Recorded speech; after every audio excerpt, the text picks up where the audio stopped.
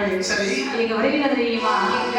அம்மா தன்னுடைய மன்னன் முகத்தை பார்த்த மன்னா நமக்கு பிறகு திருமணம் முடிந்த எத்தனையோ பேர்கள் குழந்தை குட்டியோடு நம்ம சந்தோஷமாக வாழக்கூடிய காலத்தில் ஒரு குழந்தை இல்லை மன்னா. அப்படி இல்லை தெரியுமா? எப்படி தெரியுமா?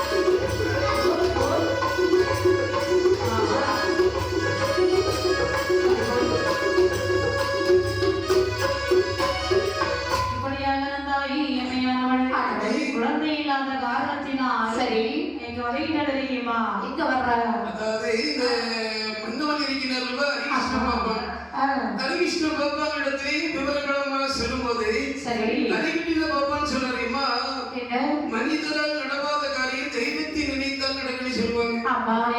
அதனால நமக்கோ எல்லா செல்வங்களையும் கொடுத்த இறைவன் கண்டிப்பாக நமக்கு குழந்தை தருவார்.